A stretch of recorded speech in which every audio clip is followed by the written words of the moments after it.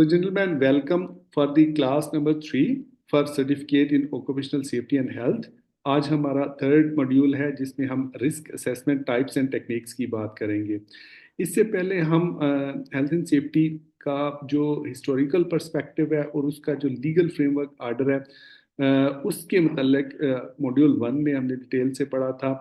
And then second module में हमने इसकी जो प्रैक्टिकल एप्लीकेशन होती है हेल्थ एंड सेफ्टी की थ्रू डिफरेंट जो एक्टिविटीज़ होती हैं, लाइक हैज़र्ड क्या होता है, हैज़र्ड नोटिफिकेशन क्या होती है, उसके बारे में मैंने आपको उसकी नेचर के बारे में अंडरस्टैंड करवाया था and also about the risk.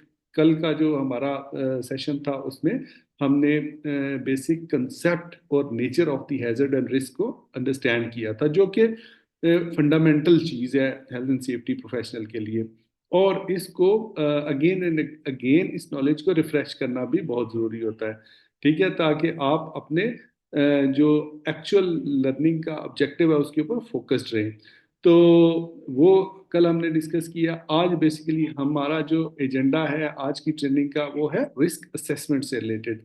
इसमें मैं रिस्क असेसमेंट करना आपको नहीं बताऊंगा, बल्कि डिफरेंट टेक्निक्स जो होती हैं जो यूज़ की जाती हैं हमारी इंडस्ट्रियल वर्क प्लेसेस के अंदर, वो उनके बारे में इंशाल्लाह हम डिटेल से ब्रीफिंग करेंगे आज की इस क्लास के अंदर। So gentleman, going on to the agenda, as usual जो हमारी क्लास का पैटर्न है उसके मुताबिक जो हमारा एजेंडा पॉइंट्स हैं वो 3 पॉइंट्स हैं जो आपके सामने डिस्प्ले हो रहे हैं। इसमें फर्स्ट जो हमारा एजेंडा पॉइंट है that is qualitative risk assessment methods. अच्छा, सबसे पहले तो हम टाइप्स की बात करेंगे, ठीक है। टाइप्स में दो मेन टाइप्स होती हैं, एक क्वालिटेटिव रिस्क असेसमेंट होती है और एक क्वांटिटेटिव रिस्क असेसमेंट होती है, ठीक है। और इसके अलावा कुछ और टेक्निक्स की भी बात करेंगे जिन जो रिस्क असेसमेंट के लिए यूज़ की जाती हैं। आप चूँकि ऑलरेडी प्रोफेशनल्स हैं, आप लोगों को आइडिया है कि मतलब रिस्क असेसमेंट बेसिकली होती क्या है और वो कैसे परफॉर्म होती है, उसके जो बेसिक स्टेप्स हैं वो कौन से हैं। लेकिन आपको चूंकि एक लेवल 3 के इक्विवेलेंट कोर्स करवाया जा रहा है तो इसमें आपको बताना ज़रूरी है कि टेक्निक्स कौन सी आप यूज़ कर सकते हैं अपनी वर्क प्लेसेस के अंदर, मेथड्स कौन से यूज़ कर सकते हैं, कौन कौन से आपके पास ऑप्शंस होते हैं। अमूमन इसको इतना डिटेल से नहीं बताया जाता, बार बार उसी टेक्निक को मतलब एक जो टेक्निक है उसी के ऊपर फोकस किया जाता है जिसको हम रिस्क असेसमेंट मैट्रिक्स कहते हैं। लेकिन इसके अलावा भी मेथड मौजूद हैं जिनके थ्रू आप रिस्क असेसमेंट्स कर सकते हैं और ये प्रैक्टिस होती हैं मुख्तलिफ इंडस्ट्रीज के अंदर, तो इसका जानना एक प्रोफेशनल के लिए बहुत ज़रूरी है। तो हम इन चीज़ों के ऊपर बात करेंगे, जो टाइप्स हैं मेन उनको भी आइडेंटिफाई करेंगे और फिर हर टाइप के अंदर कौन कौन सा मेथड यूज होता है रिस्क असेसमेंट के लिए वो भी हम डिटेल से डिस्कस करेंगे इंशाल्लाह। So, gentlemen, if we talk about the qualitative risk assessment methods, quality मैंने आपको जैसे बताया कि रिस्क असेसमेंट बेसिकली दो टाइप्स की, मेन इसकी दो टाइप्स होती हैं, एक क्वालिटेटिव होती है और एक क्वांटिटेटिव होती है। क्वालिटेटिव रिस्क असेसमेंट क्या है? These methods rely on subjective assessments, ठीक है, and observations rather than quantitative data और कॉम्प्लेक्स कैलकुलेशन। कल जिस तरह हमने रिस्क की कैलकुलेशन की थी जिसमें हमने मैथमेटिकल वैल्यूज का यूज किया था, इसमें ये जो क्वालिटेटिव रिस्क असेसमेंट होती है इसके अंदर मैथमेटिकल वैल्यूज का यूज नहीं होता, ठीक है ना। ये उससे थोड़ा डिफरेंट पैटर्न है, इसमें सब्जेक्टिव इंफॉर्मेशन जो होती है वो उनके ऊपर ट्रस्ट किया जाता है, ठीक है ना। इसमें मतलब ना तो लाइकलीहुड को कैलकुलेट किया जाता है in terms of some mathematical value, जैसे हमने जो रिस्क असेसमेंट मैट्रिक्स था जो कल हमने डिस्कस किया था उसमें हमने कहा था कि जब हम पहले हैजर्ड को आइडेंटिफाई कर लेते हैं फिर हम ये चेक करते हैं कि इस हैजर्ड के अंदर रिस्क है और अगर है तो वो किस लेवल का रिस्क है, और वो लेवल चेक करने के लिए फिर हम उस रिस्क को कैलकुलेट करते हैं और कैलकुलेशन के लिए हमने फॉर्मूला डिस्कस किया था लाइकलीहुड मल्टीप्लाई बाय सिविरिटी। तो लाइकलीहुड के ऊपर भी हमने डिटेल से डिस्कस की थी और उसके बाद सिविरिटी को भी हमने डिटेल से डिस्कस किया था। ये दो चीजें जब आपके पास आ जाती हैं तो then you can find out actual risk level. अब जब आपने डिटरमिन कर दिया risk level, then you analyse it and finally you decide that which type of control measures you have to apply in this situation. ठीक है, जब आपको level पता चलेगा रिस्क का, तभी आप कंट्रोल मेजर्स उसके मुताबिक अप्लाई करेंगे ना वहां पे। अदरवाइज अगर आप उस रिस्क लेवल को सही तरह कैलकुलेट नहीं कर पाते, या आपके अंदर ये वाली स्किल नहीं है उस रिस्क लेवल को कैलकुलेट करने की, तो उसका नुकसान क्या होता है? उसका नुकसान ये होता है कि आप कंपनी के रिसोर्सेज को वेस्ट कर सकते हैं। मसलन अगर फर्ज करें कि एक जो एक्चुअल रिस्क है किसी भी हैजर्ड के अंदर वो लो लेवल पे है, लेकिन आप अपनी गलत कैलकुलेशन की वजह से उसको हाई लेवल का रिस्क अनाउंस कर देते हैं। ठीक है, और उसके अगेंस्ट जो कंट्रोल मेजर्स हैं वो हाई लेवल के रिस्क वाले कंट्रोल मेजर्स जहाँ पे अप्लाई करते हैं। मिसाल के तौर पे आप काम बंद करवा देते हैं वहाँ पे।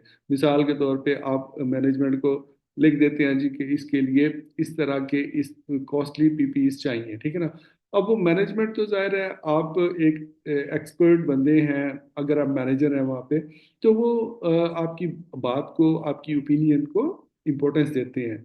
वो जैसे तैसे करके रिसोर्स वगैरह एक्सपेंस वगैरह अरेंज करके वो उस मैयर को अडॉप्ट करेंगे क्योंकि आपने रिकमेंड किया। लेकिन उसमें फिर क्या होगा कि आपकी कंपनी का नुकसान होगा। वो एक दफ़ा दो दफ़ा मैनेजमेंट आपकी बेयर करेगी, लेकिन अल्टीमेटली वो फिर वो कहेंगे कि यार ये बंदा हमारा नुकसान कर रहा है, फाइनेंशियल नुकसान कर रहा है। जबकि कोई भी बिजनेस जो है वो अपना फाइनेंशियल नुकसान नहीं करना चाहता। मैंने पहले भी आपको बताया था कि हर बिजनेस प्रॉफिट के लिए काम करता है, और आपका role as a health and safety officer वहाँ पे प्रोडक्टिव होना चाहिए। यानी आपने उनकी प्रोडक्टिविटी को इन्हेंस करना है। आपने हेल्थ एंड सेफ्टी की जो लेजिस्लेशंस हैं या लॉज हैं या रूल्स हैं, इनको स्ट्रिक्टली इन्फोर्स करके वहाँ पे काम के अंदर रुकावट नहीं बननी, बल्कि आपका मकसद प्रिवेंशन ऑफ द एक्सीडेंट्स और इंजरी होना चाहिए। ठीक है ना, अगर आप अपने एम पे रहेंगे, फोकस रहेंगे उसके ऊपर, तो फिर आप प्रोफेशनल तरीके से काम करेंगे। ठीक है ना, तो इसलिए आपको रिस्क की प्रॉपर कैलकुलेशन करना प्रॉपर आनी चाहिए। तो जैसे मैंने आपको बताया था कि ये जो क्वालिटेटिव रिस्क असेसमेंट है, इसमें हम सिर्फ सब्जेक्टिव इंफॉर्मेशन यूज करते हैं। इसमें हम कोई मैथमेटिकल वैल्यू का यूज नहीं करते। आगे हम डिस्कस करते हैं कि ये जो क्वालिटेटिव रिस्क असेसमेंट के जो टेक्निक्स हैं जिनके थ्रू हम इंफॉर्मेशन अचीव कर सकते हैं, गेन कर सकते हैं अपने रिस्क के बारे में, उनमें एक तो हमारा ये जो पैटर्न है या हमारा मेथड है जिसको हम चेक लिस्ट कहते हैं, ये एक सब्जेक्टिव या क्वालिटेटिव रिस्क असेसमेंट मेथड है या टेक्निक है। ठीक है जी, कैसे है मैं आपको बताता हूँ। अब मिसाल के तौर पे आपने अपने, आपका एक मेंटेनेंस डिपार्टमेंट है। ठीक है ना, उसकी डेली इंस्पेक्शन के लिए आप एक चेकलिस्ट क्रिएट की हुई है। ठीक है, जिसमें कोई 20-30 इंफॉर्मेशन है, मतलब वो जो मुख्तलिफ पॉइंट्स हैं, वो आपने अपने एक सुपरवाइजर को ड्यूटी असाइन की हुई है कि वो डेली जाके उस डिपार्टमेंट की इंस्पेक्शन करेगा और उस चेकलिस्ट के मुताबिक देखेगा कि ये काम इस तरह हो रहा है। अगर तो हो रहा है तो उसको गुड मार्क करेगा, अगर नहीं हो रहा तो क्रॉस करेगा। ठीक है ना, अब आपके पास मतलब है कि आप एक हफ्ते की, पूरे एक वीक की चेकलिस्ट की रिपोर्ट को एनालाइज करते हैं, और आप ये देखते हैं कि उसमें मतलब है कि जो क्लीनिंग है उस डिपार्टमेंट की, वो हफ्ते में 3 दिन हुई है, 2 दिन नहीं हुई। ठीक है ना, या 4 दिन हुई है, 3 दिन नहीं हुई। तो अब वो मतलब है कि आप उस चेक लिस्ट के अंदर आने वाली इंफॉर्मेशन से, उस सब्जेक्टिव इंफॉर्मेशन से अंदाजा लगा रहे हैं कि यहाँ पे स्लिपिंग का जो रिस्क है वो मौजूद है, क्योंकि क्लीनिंग वहाँ पे नहीं हो रही। मतलब स्पिल वगैरह अगर कोई हो गया, या लिक्विड है, या सरफेस आपकी खराब है, तो उसकी सफाई नहीं हो रही, उसकी क्लीनिंग नहीं हो रही। तो उससे आप जजमेंट करते हैं, आप अंदाजा लगाते हैं कि यहाँ पे ये वाला रिस्क, स्लिपिंग का रिस्क मौजूद है। ये सब्जेक्टिव इंफॉर्मेशन से आपको पता चलता है, और फिर अकॉर्डिंगली आप कंट्रोल मेजर्स वहाँ पे अप्लाई कर देते हैं। तो इसी तरह हैजर्ड मैप जो है, ये भी एक अनदर टेक्निक है सब्जेक्टिव या क्वालिटेटिव रिस्क असेसमेंट की। नीचे ये मैंने आपको एक लिंक दिया हुआ है, जब मैं आपको ये प्रेजेंटेशन भेजूंगा आप इसको लिंक को क्लिक करेंगे तो ये एक आर्टिकल है जो मेरी वेबसाइट पे मौजूद है। चेकलिस्ट के मतलब आपको काफ़ी इंफॉर्मेशन मिल जाएगी वहाँ पे। अब अगर हम स्पेसिफिकली चेकलिस्ट की बात कर लें, तो safety inspection checklist are structure tools ठीक है, आपको आइडिया है, ये बेसिकली टेम्पलेट्स बने होते हैं। अब हर मतलब जरूरी नहीं होता कि एक प्रोसेस की एक ही चेकलिस्ट हो, समटाइम एक ही प्रोसेस की एक से ज्यादा चेकलिस्ट भी हो सकती हैं। और एक इंडस्ट्री के अंदर, एक कंपनी के अंदर मुख्तलिफ डिपार्टमेंट्स की मुख्तलिफ चेकलिस्ट हो सकती हैं, मुख्तलिफ फंक्शंस की मुख्तलिफ चेकलिस्ट हो सकती हैं।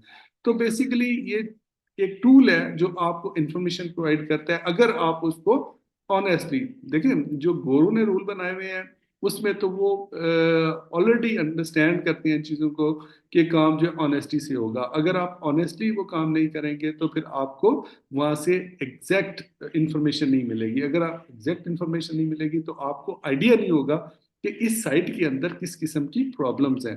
क्योंकि अगर आप प्रॉब्लम्स को फाइंड आउट नहीं कर पाएंगे तो फिर आप कंट्रोल मेजर्स लेने के काबिल नहीं होंगे। अगर जब आप कंट्रोल मेजर्स नहीं लेने के काबिल होंगे तो फिर आप प्रिवेंशन को इंश्योर नहीं कर सकेंगे, जो कि बेसिक सबसे मेन एम है हेल्थ एंड सेफ्टी का, टू प्रिवेंट हार्म।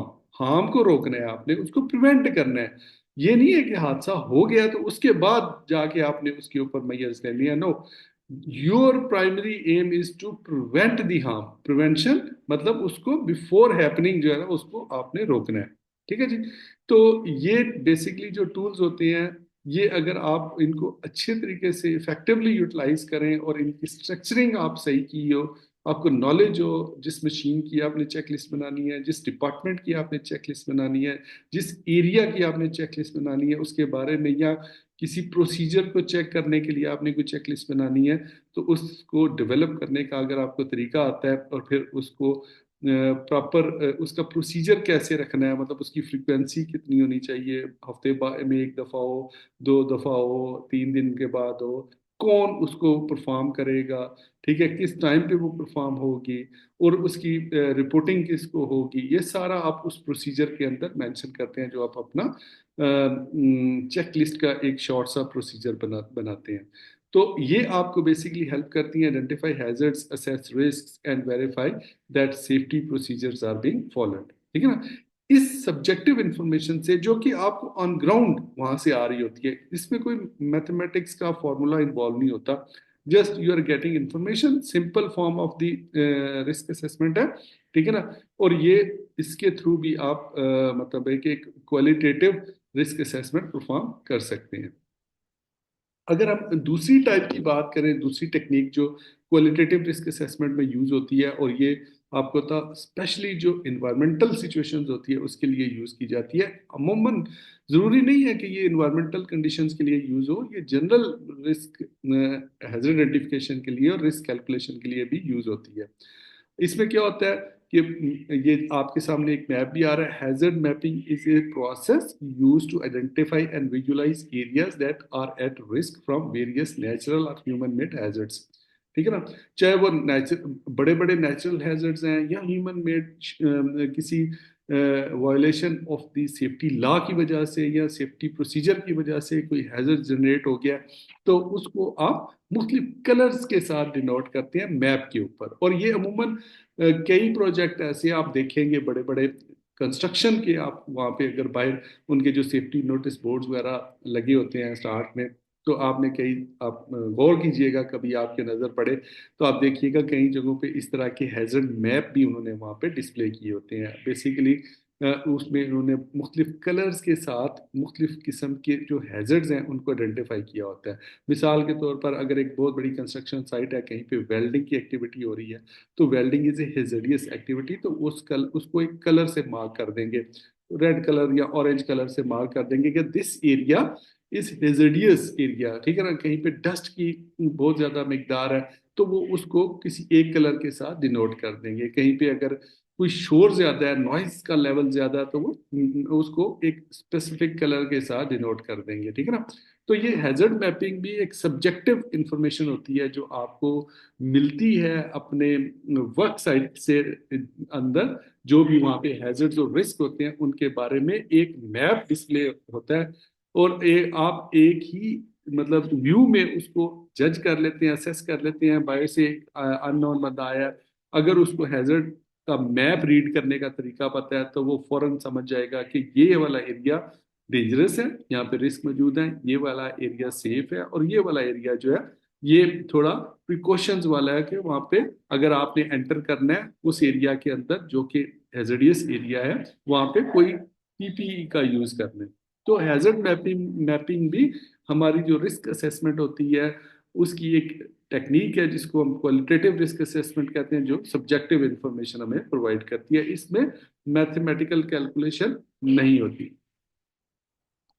अच्छा, अब तीसरी जो रिस्क असेसमेंट है टाइप, जो सब्जेक्टिव में आती है या क्वालिटेटिव में आती है, that is behaviour based safety observation. ये बड़ी इंपॉर्टेंट मतलब चीजें हैं। ये सेफ्टी मैनेजमेंट में आपको इन सारी चीजों का पता होना चाहिए। मतलब एक तो ट्रेडिशनल मेथड है ना, मतलब रिस्क असेसमेंट का, वो रिस्क असेसमेंट मैट्रिक्स के थ्रू हम करते हैं क्वांटिटेटिव रिस्क असेसमेंट, लेकिन आपको एज ए प्रोफेशनल इन सारी चीजों का पता होना चाहिए। पॉसिबिलिटी है कि आपकी ऑर्गेनाइजेशन के अंदर कोई बिहेवियर से रिलेटेड इश्यूज हो, ठीक है, और आपकी मैनेजमेंट कोई वहां पे behaviour based safety programme launch करे। ठीक है, उससे पहले उसकी ब्रेनस्टॉर्मिंग होती है, उसकी जो है वो चेक किया जाता है, उसकी असेसमेंट की जाती है कि किस किस्म के बिहेवियर बेस्ड जो रिस्क है आपकी ऑर्गेनाइजेशन के अंदर वो मौजूद है। तो ये सारा थॉट प्रोवोकिंग का एक प्रोसेस होता है। इसमें हो सकता है आपको हिस्सा लेने का मौका मिले, आपको टीम मेंबर बनाया जाए, रिस्क असेसमेंट में आपको पार्ट बनाया जाए, या कंट्रोल मेजर्स में आपको उसका हिस्सा बनाया जाए, या ऑडिट के प्रोसेस में आपको उसका हिस्सा बनाया जाए, या ओवरऑल आपको इंचार्ज बना दिया जाए पूरे प्रोजेक्ट का। तो फिर आपको पता होना चाहिए कि ये बिहेवियर बेस्ड भी एक सब्जेक्टिव और क्वालिटेटिव रिस्क असेसमेंट की टाइप है, जिसमें क्या होता है कि this approach involves observing and analysing worker behaviour.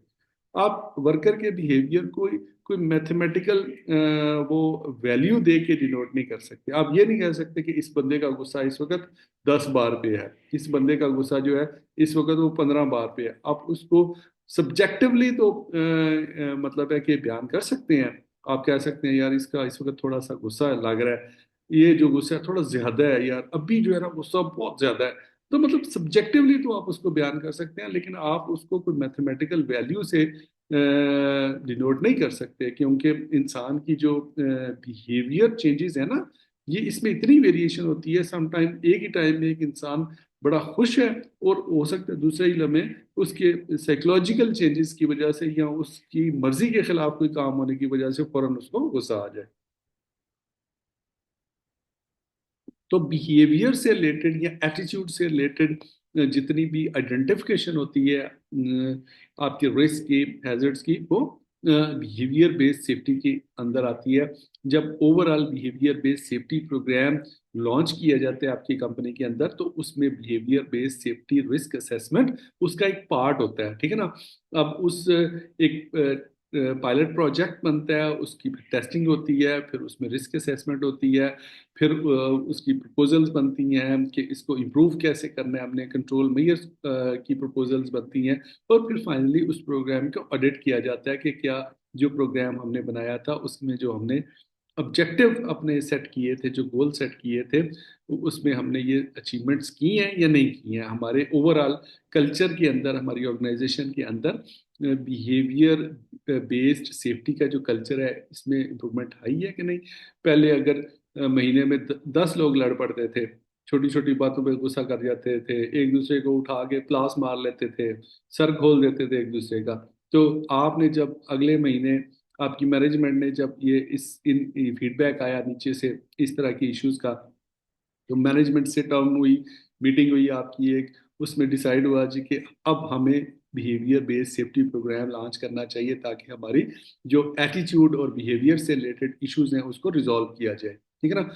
तो जब आप डिसाइड करते हैं तो फिर आप उसमें पहला पार्ट क्या होता है उस सेफ्टी प्रोग्राम का, कि to identify the actual risk या हैजर्ड्स, ठीक है ना।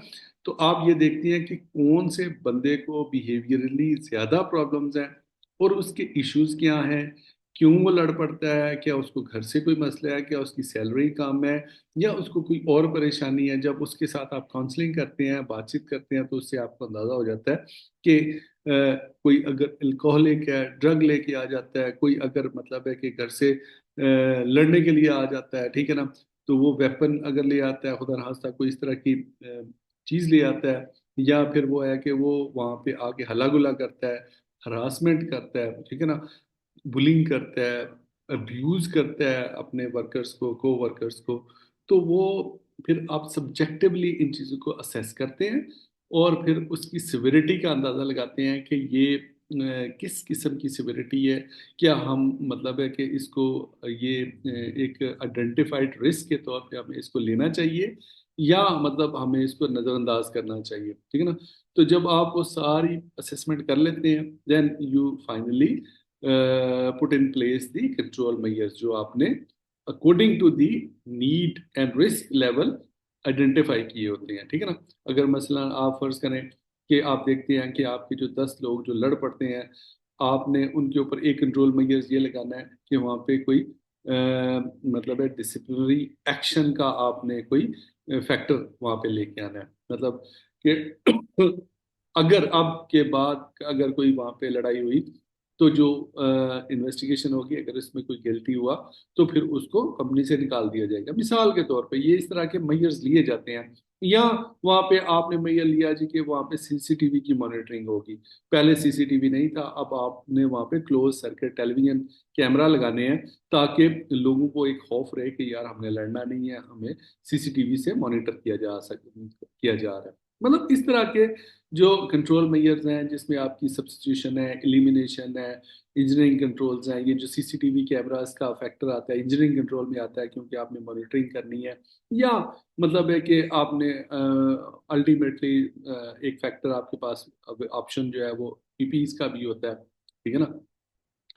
तो ये जो है ना, ये सब्जेक्टिवली आप असेस करते हैं। इसमें ऑब्जेक्टिवली आप मतलब उसको आप उसके रिस्क के लेवल को, क्योंकि साइकोलॉजिकल बिहेवियर को आप किसी मैथमेटिकल फार्मूले से कैलकुलेट नहीं कर सकते। उसको आपने सब्जेक्टिवली ही अपने मतलब एक्सपीरियंस की बेस के ऊपर एनालाइज करना होता है और उसके बाद उसका आपने सॉल्यूशन जो है वो इन प्लेस करना होता है। अब अगर हम आगे बात कर लें क्वांटिटेटिव रिस्क असेसमेंट मॉडल की, तो ये दूसरा मॉडल है हमारा, दूसरी टेक्निक है जो जिसमें हमने कल भी बात की थी, जिसमें हम रिस्क के लेवल को आइडेंटिफाई करते हैं थ्रू मैथमेटिकल वैल्यूज, ठीक है ना। तो इसमें हमें दो चीज़ों की जरूरत होती है, एक लाइक्लीहुड की और दूसरी सिविलिटी की। जब ये दो चीज़ें हमारे पास आ जाती हैं तो जब हम इनको मल्टीप्लाई करते हैं तो उससे हमें ओवरऑल रिस्क का लेवल मिल जाता है, ठीक है जी। तो quantitative risk assessment modules are analytical tools, analysis के लिए ये यूज होता है, to estimate the likelihood and potential consequences of the specific hazard और इंसिडेंट, है ना। दो ही चीजें मेन हमने डिटरमिन करनी होती है, कॉन्सिक्वेंसेज या likelihood. These models often involve mathematical calculation and statistical data to provide a numerical evaluation of the risk, ठीक है ना। ये हमें मैथमेटिकल कैलकुलेशन करने की फैसिलिटी देते हैं क्योंकि हमारे पास एक स्टैटिस्टिकल डेटा होता है। हम मसलन अगर हमने देखा कि कहीं पे वर्क एट हाइट हो रही है, ठीक है, वर्क एट हाइट के अंदर अगर किसी किस्म का कोई रिस्क इन्वॉल्व है तो हम उस रिस्क की लाइक्लीहुड को मतलब किसी मैथमेटिकल वैल्यू के साथ उसको डिनोट कर सकते हैं। हम उसको कह सकते हैं कि यहाँ पे जो लाइक्लीहुड ऑफ दिस इंसिडेंट है वो 1 है या 2 है या लेवल 3 पे है या 4 पे है या 5 पे है। जैसे हमने कल रिस्क असेसमेंट का जो मैट्रिक्स था उसको आज भी हम उसको डिस्कस करेंगे। तो उसमें उस मैट्रिक्स के जरिए हम आइडेंटिफाई कर सकते हैं कि इसमें लाइक्लीहुड का लेवल क्या है और उसी मैट्रिक्स के जरिए हम फिर उसकी सिविरिटी को भी कोई ना कोई वैल्यू दे सकते हैं। अब अच्छा, यहाँ पे ये बड़ा फैक्टर है एक कि ये जो हम वैल्यू देते हैं किसी भी लाइक्लीहुड को और सिविरिटी को, इसमें क्या गारंटी है कि ये आपने एग्जैक्ट और करेक्ट दी है, ठीक है ना। अब देखिए इसमें इंसान की जो सब्जेक्टिविटी है ना वो इन्वॉल्व जरूर होती है। दो लोगों की राय मुख्तलिफ हो सकती है, हो सकता है एक एक बंदे की राय में जो है वो रिस्क का लेवल या लाइक्लीहुड जो है वो लेवल 3 पे हो, दूसरा के नहीं यार ये 4 होनी चाहिए। तो ये चीज आती है आपको एक्सपीरियंस से, ठीक है ना। जितना आप ये असेसमेंट्स परफॉर्म करते हैं, जितनी ज्यादा ये आप प्रैक्टिस करते हैं, उतनी ज्यादा आपकी स्किल एनहेंस होती है। फिर आप क्लोज टू दी करेक्ट जो मतलब वैल्यूज होती हैं उनके करीब करीब आप फिर अपने डिसीजन लेते हैं कि मतलब अगर एक चीज की लाइक्लीहुड एक्चुअल 3 है तो आप भी उसको 3 ही मार्क करेंगे। अगर उसकी लाइक्लीहुड जो है वो 4 पे है, लेवल 4 पे है, तो आप उसको लेवल 4 ही वैल्यू डिनोट करेंगे। अगर उसकी सिविरिटी जो है वो 2 पे है तो आप उसको 2 ही एग्जैक्टली मैयर करेंगे। ठीक है ना। ये चीज आएगी आपको प्रैक्टिस से। जैसे मैंने कल आपको रिस्क कैलकुलेशन की प्रैक्टिस भी करवाई थी, एक वो रिस्क असेसमेंट टूल के ऊपर। तो वो टूल बड़ी एक अच्छी मतलब है कि वो एक एक्टिविटी है, उसमें आप प्रैक्टिस कर सकते हैं। आज भी हम इंशाल्लाह अपना जो थर्ड सेशन है उसमें हमने कुछ प्रैक्टिस करनी है, सिनेरियोज हैं आपके लिए, और मैंने आपके लिए स्पेशली वो तैयार किए हुए हैं, और आप उसको देखेंगे और फिर हम उसको मिल के जो है ना उसकी कैलकुलेशन करेंगे। क्लियर है जी यहाँ तक आपको? क्वालिटेटिव रिस्क असेसमेंट और क्वांटिटेटिव रिस्क असेसमेंट की जो डिफरेंस है उसका मतलब आपको आइडिया हो गया? ओके, ठीक है। अच्छा, आगे चलते हैं जी हम।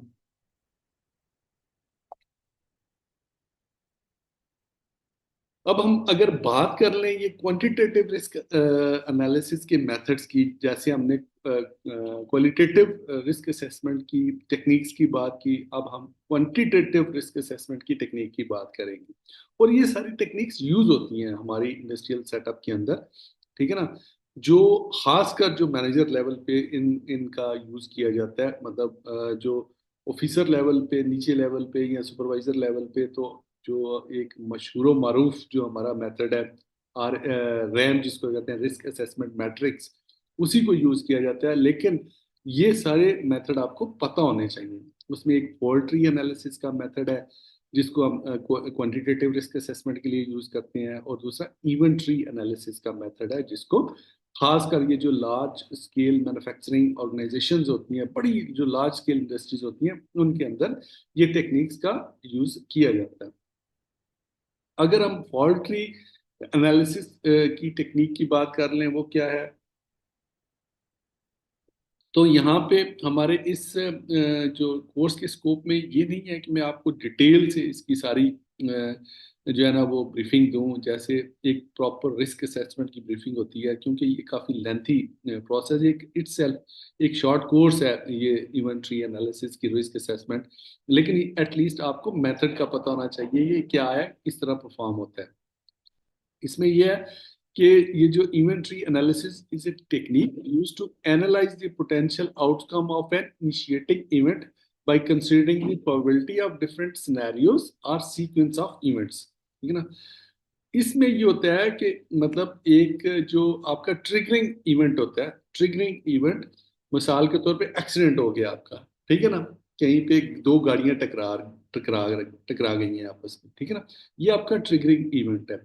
अब उस इवेंट से रिलेटेड जितनी भी इंफॉर्मेशन होती है या उसकी प्रोबेबिलिटीज होती हैं, उनके डिफरेंट सिनेरियोज जो है उनको डिस्कस करते हैं। जिस तरह एक ट्री होता है ना, ट्री की ब्रांचेस होती हैं, इसी तरह फिर आप उनको ब्रांचेस की शेप में वो सिनेरियोज जो आपने आइडेंटिफाई किए होते हैं, उनको आप वहाँ पे लिखते हैं, नोट डाउन करते हैं। मिसाल के तौर पे दो गाड़ियां टकराई हैं, आप इसमें एक्चुअली ये एक टॉप लेवल की टेक्निक है। इसमें दो तीन लोग जो मतलब रिस्क असेसमेंट की टीम होगी वो मिलके बैठे होंगे, तो वो आपस में डिस्कस करते हैं। ये पॉसिबिलिटी, ये एक प्रोबेबिलिटी ये है कि जी ये जो गाड़ी नंबर 1 है ये रॉन्ग साइड से आई है, ये एक सिनेरियो डेवलप हो गया, उसकी वजह से ये टक्कर हो गई। दूसरा सिनेरियो ये कि जी जी जी गाड़ी नंबर 2 है, इसका ड्राइवर ट्रेन नहीं था, this is the second probability. ठीक है ना। इस तरह की सिचुएशंस को आप, प्रोबेबिलिटीज को, लाइकलीहुड्स को आप डिटरमिन करते हैं, और जितनी भी पॉसिबिलिटीज होती हैं, जितने सिनेरियोज होते हैं, उनको एक ट्री की शेप में, जैसे ट्री की ब्रांचेस होती हैं, उनको आइडेंटिफाई कर लेते हैं। और फिर उसके बाद उसमें से अपनी जो है ना वो जजमेंट करते हैं कि फाइनली जो इस इवेंट की रूट कॉज है वो बेसिकली है क्या।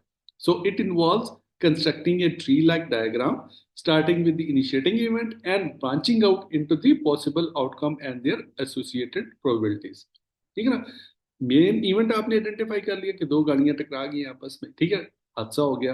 अब उसकी पॉसिबिलिटीज और प्रोबेबिलिटीज को आपने उनकी सिनेरियोज को डिस्कस किया, काफी सारे सिनेरियोज आपने डिस्कस कर लिए, ठीक है ना, उनको मतलब एक डायग्राम की शेप में जो है ना वो वहां पे और साथ साथ उन जो इश्यूज आपने आइडेंटिफाई किए हैं उनके आउटकम्स को भी आपने डिस्कस करना है, साथ साथ उनका आउटकम क्या, मसलन अगर अगर एक बंदा ट्रेन नहीं था, ड्राइवर जो है गाड़ी नंबर 2 का, मिसाल के तौर पे ये एक आपने सिनेरियो डिस्कस किया, तो वो जो ड्राइवर ट्रेन नहीं था उसका आउटकम क्या हुआ, उसके ट्रेनिंग ना होने की वजह से वो गाड़ी सही तरह ब्रेक अप्लाई नहीं कर सका टाइमली, या गाड़ी मोड़ नहीं सका, तो वो हादसा हो गया। मतलब इस तरह की जो इंफॉर्मेशन है उसको आप ब्रेनस्टॉर्म करते हैं, and then finally you come out a conclusion कि जो उस रिस्क का बेसिक रीजन है जिसको आपने हल करना है, ठीक है ना। The risk is calculated by multiplying the probability along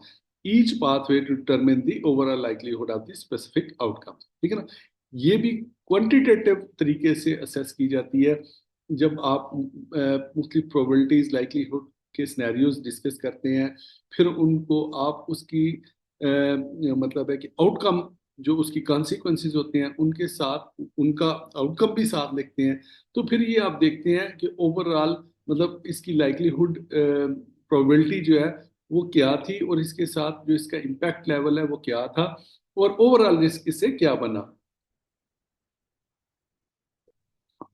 मिसाल के तौर पे अगर ड्राइवर जो है वो उसकी ट्रेनिंग नहीं थी, ठीक है ना, तो वो मतलब है उसकी ट्रेनिंग का क्या लाइकली फैक्टर है कि वो कंट्रीब्यूट किया इस एक्सीडेंट के अंदर, मतलब ट्रेनिंग ना होने की